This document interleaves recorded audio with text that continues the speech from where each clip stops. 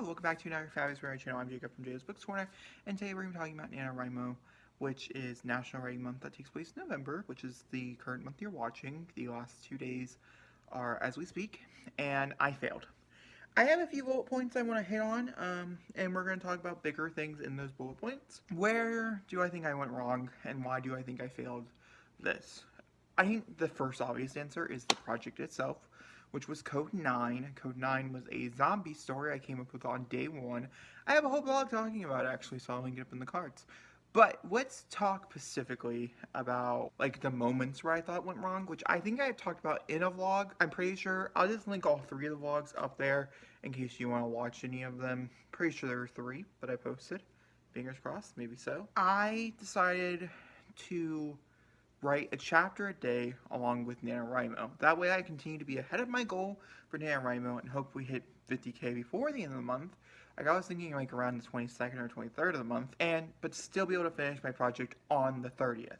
Because of the simple fact that my chapters were becoming so much longer, this became a lot harder to do. The first week of Nanowrimo, I ended up going and staying with my sister for a week, which was amazing. I had such a great time. I love her so much. But it also was a great writing time for me personally. I wrote the first 10,000 words in like 7 days or 6 days or something like that. It was great. It was a good time. I enjoyed it a lot. But I did start to develop my first problem with the story in those first 10,000 words.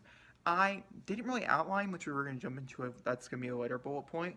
But for this first one, I ended up at chapter 4 stopping writing a chapter a day. And if you can go back and you can track me kind of fucking up, and I think that's exactly where I fucked up, was in chapter 4. One, I always knew the POV was not my favorite, and that was part of the reason why I wasn't really excited to write it. I think that's where the first developmental stuff of me not enjoying my writing of the story started there as well, because I really like chapters 1, 2, and 3, and chapter 4 is a colossal fuck of mess. I like the things that happen in there, but I think I could have probably reworked it in a way that we technically don't need to see the incident that I wanted to prevail. So yeah, I messed up. Then also with chapter 4, I added a baby into the mix. I thought it'd be a really cool idea to, like, she's pregnant, the character, Bethany, which is the mom in the story. What would that happen look like if she got the virus and she was pregnant? And so I started to play around with this idea, this concept, which I really liked the concept, I really liked the idea, but the issue laid in the simplest facts. I liked it, but I should have probably played around a little bit more before officially giving the go around, because it ended up really fucking me over in the long run, as I really hated the fact the baby was there. I complained about it to several people in my life, and I never did cut it. It's still in the story. I really liked certain character actions, but the baby itself, there is something that happens in it in chapter like 6, I want to say. I got to chapter like 8. Chapter 6, I want to say, I think should have had bigger repercussions to the characters, and they didn't.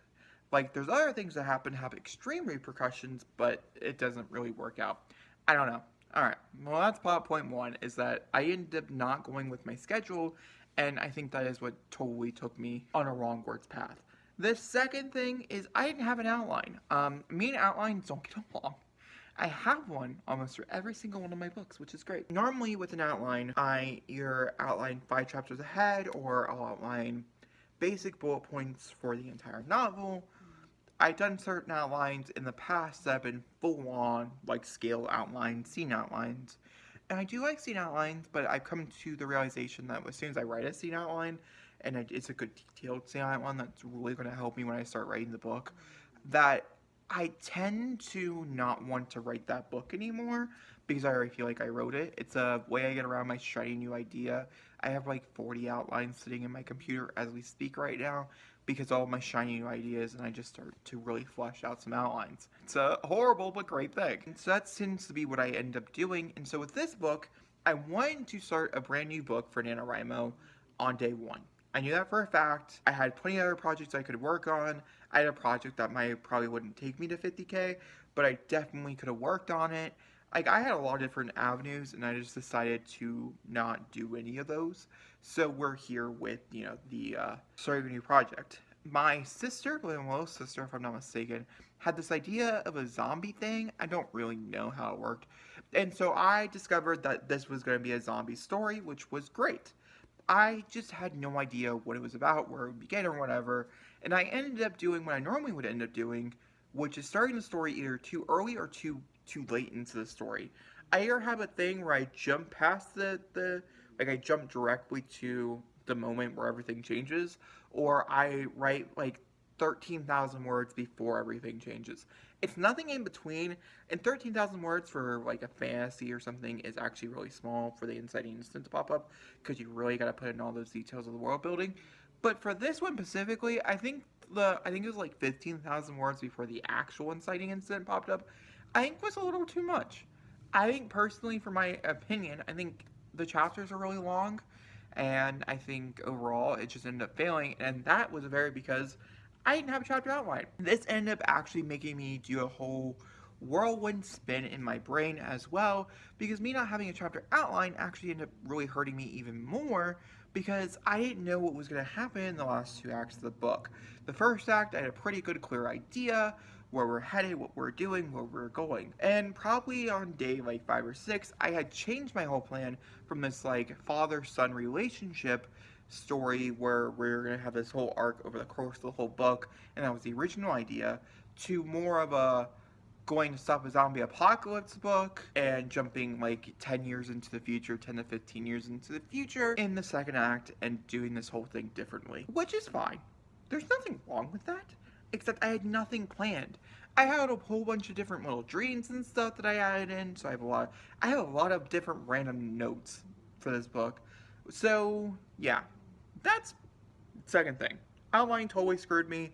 I think with Nanowrimo specifically, unless you're truly a great pantser, I love you. You're doing great in life. But I'm not a truly great pantser, at least not anymore, not as I progress as a writer. I think people are just pantsers, and that's just what it is. But I grew to actually learn to love outlines, and even if they're vague outlines, I still like having a grasp of what I'm writing. I don't like character outlines, I just like knowing what's happening in the scene, or just a general chapter, and trying to get my character from one point to another. I actually really like the 5 chapter strategy, which I use for several of my other books, where I would bullet point, where I would be like, okay, in these 5 chapters, somehow we have to end up getting to here. And it's a really fun process, and you get to learn your characters a lot. And I think that would have probably been working better here, except the story got so convoluted and so complicated. It was supposed to be so simple.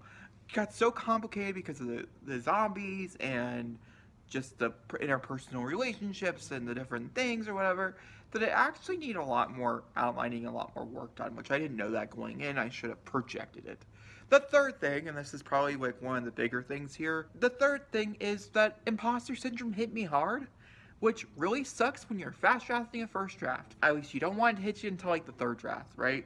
Because then you're like, you have a pretty good standing point of your book, but you're not fast drafting it, so you don't have to worry about trying to work into your imposter syndrome. Oh my god, it's such a freaking struggle to work through your imposter syndrome while having to write every single day for a very long period of time. Okay? It's hard. This book was projected at 50,000 words, and it was ending up to be about 100,000 words if I was on the same path for the rest of the novel. Who knows? Who knows? It could have been 60, it could have been 50, it could have been 70, it could have been 40. I don't know. I never got to the end. If it was 40, damn, I wrote like 1,000 more chapters for the rest of the book. But I don't know. I never got there. So, but imposter syndrome ended up actually like totally make me rethink this whole entire story, and if it was even important. I don't ever think a book needs to have a purpose of the reason why it's being written. Everybody has their own purpose to the reason why. It could be the most basic thing you ever read in your life. I'm sure the person who wrote that, there was a meaning to them that it meant a lot. At least I would hope so. I'm not saying it's the truth, but I would hope so. And Code 9 was a fun little shindig where I was trying a lot of different techniques in it, and I was just having a whole bunch of fun. I had no intentions of publishing this, which makes the imposter syndrome, which did hit me about day 7, day 9, I'm gonna say it was probably day 9, really more annoying. Because like it's a book that like for Broken Boys or whatever, when I'm trying to get Broken Boys published or whatever, I have to reflect on the books that are around it and about it to make sure that it markets well. But also I have to make sure it's original enough that it stands out in the marketing that I'm trying to display it in. You know what I mean? For Code 9, I had no intentions of doing any of that. So I was just gonna have a lot of fun, and it was just gonna be like my own story. And then I had a conversation with a friend of mine who started to point out some very obvious similarities with other properties in the zombie genre, which, to be honest with you, it's really hard to reinvent the zombie genre. Army of Dead did it amazingly this year. Zack Snyder did a great job trying to reinvent it. And I think, overall, it's a hard thing to do. There's been a few projects here or there, but mostly, your zombie project is going to stand out based on how your zombies act, if they're very similar or very different from one another, other zombies in the genre, and also your characters. You have to have rootable characters.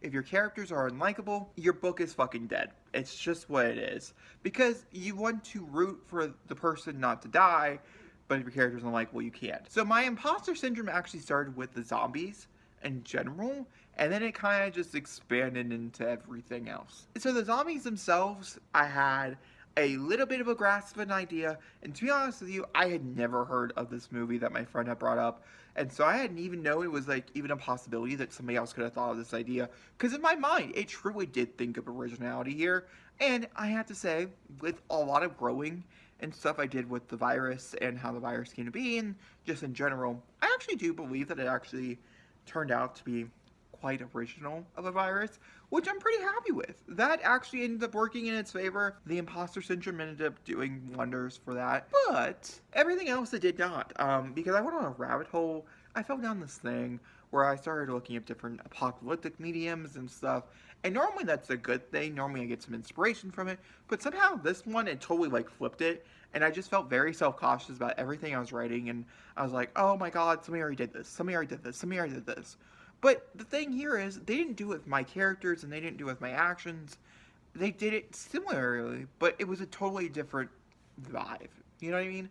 And now looking back on that, I can reflect on it, but at the very moment in time, I truly thought I was just plagiarizing a bunch of other mediums. I was in the middle of an imposter syndrome, and I'm still there with Code 9. I have not fully grasped out of it yet. And yeah, I've struggled a lot with imposter syndrome this year, with several of my books, all my books I've worked on. So with Code 9, I think it just needs a little bit of time to rest. So that's number 3, is that imposter syndrome hit me like a bitch, and it didn't hold back. Number 4, the last bullet point, I know, don't you just supposed to add 5, but I don't. Number 4 is the writing. Not personally, okay, because I don't want to sit here and be like, my writing is shit.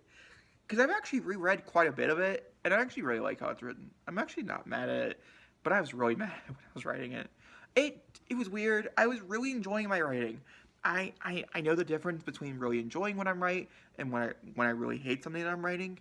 And the first 10,000 words, I fucking loved what I was writing. The last 10,000 words I wrote, I fucking hate what I wrote. Every time I sat down to write, the words would come out of me, and they would come out of me relatively fast, which is great, but I was so pissed off the whole time it didn't really even matter. This book is written in third person and in first person. It's written in third person for the flashbacks and things that take place in a previous time before the zombie apocalypse, and in first person for the time period that takes place in present day, which is, like I said, 15 to 20 years after the zombie apocalypse has begun. I never actually got to the first person perspective, which I think I would really enjoy the story more, but I couldn't push myself to get there. I'm real close. I'm not gonna lie to you. I had like maybe 4,000 words, and then we would be there. But I was so nervous about it, and I was so anxious about it, and my brain kept telling me, no, somebody else has done this, and you know how it goes. I spiraled quite a bit. Ultimately, with third person, I just decided to take a totally different take on it than when I took on it when I wrote The Ruling, which I really enjoyed. For the most part, I really enjoyed The Ruling's third person style of writing. With Code 9, I don't know, I did something different. I never once had a queer narrator for the story, and I kind of liked it in the beginning, but by the end I really hated it and things, and so yeah. I think going forward, how I would change Code 9 and my reflections on Nanowrimo and what I would do differently, I would really like to have a clear outline for this novel. I do believe it could be a standalone, and I strongly believe that we're probably going to do it in a different formatting where we're going to have flashbacks directly to the past instead of starting in the past. and so it starts out in first person and third person is scattered throughout the novel. I think it'll work so much better, and honestly, it makes me more excited to write it that way. And it still allows me to keep a lot of the information that I already have, those 20,000 words that I've already written. I don't have to go through and try to fix it and change it and put our characters in different scenarios and situations. We can literally jump back to those moments in time and see them and have them progress and things. We're not there yet, because I had this idea of putting a hodgepodge chapter together and then jumping, like a prologue, but that prologue is like a hodgepodge. I've done something very similar to that in a relatively recent project, and I liked how it turned out, but I don't really think this is the project for it. Either way. That's how I failed NaNoWriMo. I wrote about 23,000 words and I cut myself off. And I did know. I think it was like last week that I was like, yeah, we're done. So, that sucks, but we just gotta keep moving forward. Alright, if you guys enjoyed this video, please leave me a big thumbs up. Don't comment down below, and don't forget to tell me how you guys did for NaNoWriMo, and I'll talk to you guys all next time. Thank you for watching. Goodbye.